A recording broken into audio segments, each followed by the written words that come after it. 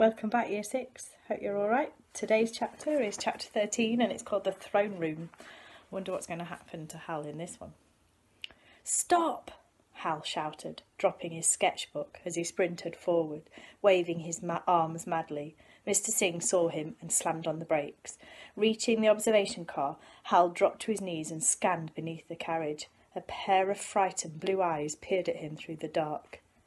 Here, Bailey. Come on, girl, he called to the dog. Bailey made a whimpering sound, then bounded out from under the train, leaping into Hal's arms, knocking him to the ground and licking his face. It's all right, girl. I've got you. Is the dog okay? Uncle Nat was holding Hal's sketchbook. He laughed as Bailey tried to sit on Hal. I think she likes you. Bailey, you shouldn't play on the train tracks. Hal scolded. You could have been hurt. Uncle Nat waved to Mr. Singh and Joey to indicate the dog was okay. There was a high-pitched whistle, and Bailey shot out of Hal's lap.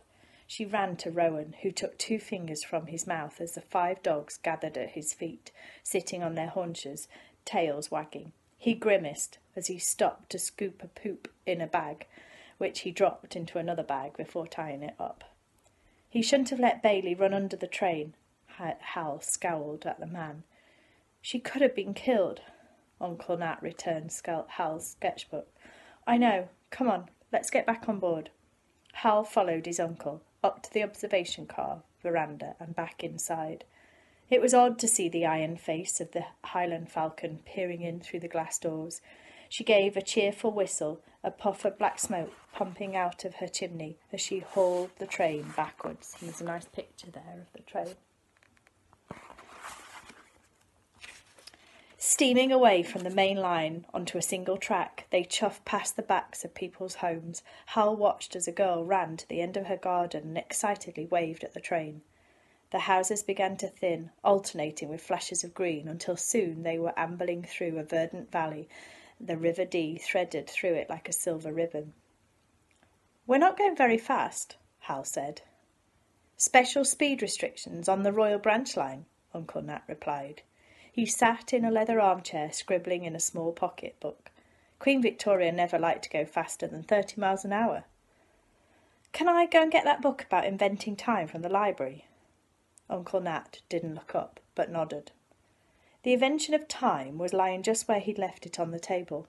Hal picked it up, glancing at the far door and wondering if he could get away with a quick trip to the royal carriage. Psst! Hal jumped, his heart startled into a canter as he looked around. The library was empty. Psst! He heard a familiar giggle. Lenny, is that you? He whispered. Where are you? Come to the history books. Hal spotted a corner of books about the Tudors and made his way over. He brushed his fingers over the leather spines as he passed. One book sat out from a little shelf. The Tudor Beard Tax. He instinctively pulled it. There was a click, and a case of books moved towards him. Behind the small secret door was a tiny chamber, decorated with a mural of red and gold leaf flowers. Inside, Lenny sat grinning up at him. Are you sitting on a toilet? Shh! She grabbed him and pulled him into the loo, shutting the bookcase behind him. This is not just any toilet, she said. This is the Queen's toilet. The Queen has a secret loo. The Queen doesn't share toilets, Lenny replied. She is the only person allowed to, you know what, in here. And when she does, no one is allowed in the library. I bet she reads on the loo, Hal chuckled. Listen, I was coming to find you. I've got something to tell you. Me too, Lenny leaned forwards. I know who the magpie is. What? I bet you don't. Lenny lifted her nose.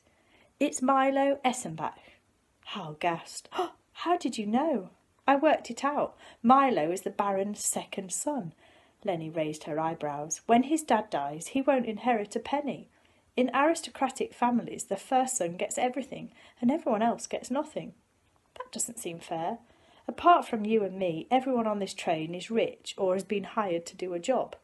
They have no reason to steal jewels, but Milo Essenbach has a motive. He seems rich, but he's not. Hal nodded. And because he's a baron's son, he's surrounded by people with expensive jewellery. Lenny smiled. So he has opportunity. And he doesn't like trains. His daddy's crazy about steam locos, but Amy says Milo looks bored when the Baron talks about them. So why is he here? To steal jewellery. Hal grabbed Lenny's arm excitedly. I saw something in his fist, something sparkly. He hid it in his pocket, and then he pretended to go off to his room. But 10 minutes later he was here in the library. Uncle Nat and I surprised him. He dropped his book and looked guilty. Which book was it? It might have been a clue. Hal shook his head. It was just some dumb book about ducks. Oh, Lenny looked deflated. What should we do? Tell the police? We can't just accuse him. Who's going to believe a couple of kids? And I'm a stowaway, remember? We need proof. She frowned. Has anything else gone missing since last night? No, not as far as I know. Hal shook his head. An uncomfortable thought crept into it. Lenny, what if Milo S. and Batch didn't come onto the Highland Falcon to steal small things like brooches or earrings? What do you mean? If I was a notorious jewel thief, I'd want to steal something big from the richest people in the world. The Prince and Princess. Lenny's mouth dropped open, and she grabbed him. I know what Milo's going to steal. The necklace that the prince gave his wife as a wedding present. It's from the royal collection. It's got the biggest flawless diamond in the whole world dangling from it. It's called the Atlas diamond, and it's the size of a small egg. The newspapers say it's priceless. The size of an egg? Hal tried to picture it. How come you know about it? Everyone knows about it. There were pictures on the front of every newspaper. A huge diamond on a chain studded with loads of smaller diamonds. She wore it at the wedding. That's what Milo's planning to steal. I know it. Hal felt a rush of urgency. We have to stop him. Or, Lenny bit her lip, we could try and catch him in the act. Then we'd have the evidence we need to get him locked up and claim the reward. Hal frowned. But we don't know when he's going to steal it, or how. Well, think about it. He can't steal the necklace until he meets the Prince and Princess. From the moment he says hello to Her Royal Highness at Balmoral, we won't take our eyes off him. When you say we, well, obviously I can't go to Balmoral. You'll have to do that. Hal nodded. And you could search his compartment while we're in the castle. I'll try. Lenny chewed the bottom of her lip. But before the royal family gets on the train, there's always a security sweep. All train staff have to get off. Won't you get caught? When the train pulls into Ballanter, I'm going to jump off before it stops. Dad says I have to tell Harold, the station master, that I've stowed away. Lenny smiled. He went to school with my dad. I'm going to stay here with him till the train's ready to leave. If there's a security sweep, won't they find the missing jewels? Only if they're looking for them, which they won't be. They'll be looking for bombs and stuff. Most of the train staff think Lady Lansbury is batty and has too much jewellery to know what she's lost, and that Lydia Pickle probably dropped her brooch and it'll turn up. If I were Milo, I wouldn't risk leaving stolen jewels on the train, Hal said. I'd bring them with me. Good point. Check his pockets. How am I supposed to do that? But before Lenny could answer, they heard Lydia Pickle squawk a greeting. Lenny put a finger to her lips. I just wanted to say, in private, that I trust you. I know you'd never nick my stuff. I'm sorry? Hal recognised the honeyed voice of Sierra Knight right outside the door. You know, because of what they said in Hot Stories mag, about how you and we were done for shoplifting. I was just a kid, Sierra stammered. I would never steal.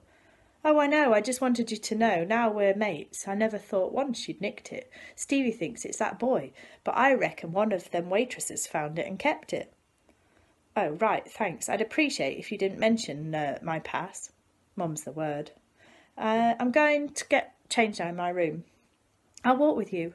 Oh, you don't have to. I want to. Their voices drifted away. Hal mouthed at Lenny. Sierra? Lenny shook her head. Too much to lose, she whispered. It's Milo. I know it. She looked at her watch and put her ear to the door. You should go. We're nearly at Ballanter. She pushed Hal out of the empty library. Remember, don't take your eyes off him. Hal heard the train's whistle announce their approach to Ballanter as he stumbled into his compartment. He grabbed the smart clothes and pulled them on, tucking his St. Christopher into his shirt. Mum would laugh to see him dressed like this. He'd asked Isaac to take a photo to show her. The brakes of the Highland Falcon hissed as they eased into the station. Hal leant out of the window. A small crowd of people were hanging over a fence by a quaint white station building. At the far end of the platform, he saw Lenny's dad jump down to shake the hand of the station master. Uncle Nat tapped him on the shoulder. "Oh, good, you're dressed. Come here, let me redo that bow tie. Grab your blazer, it's nippy out there." Ballater was a world away from King's Cross. Mountains framed the small town, and a crisp wind pushed Hal along the platform. He hurried forwards, falling into his step beside Milo, who was walking with Sierra and Lucy, his hands stuffed into the pockets of his grey coat. "Honestly, Lucy, that pickle woman is unbearable," Sierra muttered. "She won't leave me alone." "I like her," Lucy replied. "What you see is what you get with her. It's refreshingly honest." Milo said nothing as Hal followed the three of them through the station building and out onto the street, where 4 black Jaguars with tinted windows were parked. Hal gawked. "Are they for us?" Milo nodded. "I believe so." Hal smiled at him, deciding he would try to get into the same car as his suspect, but Uncle Nat called him back to ride with him, Isaac and Ernest. Clambering into the car, Hal sat in the middle, leaning forward, his eyes glued to the car in front at the back of Milo's head. And that's the end of that chapter. I wonder what's going to happen now they're at Ballater, and what's going to happen to Hal and Lenny. Are they going to find out who the thief is? Come back tomorrow when we'll read chapter 14. See you later. Bye.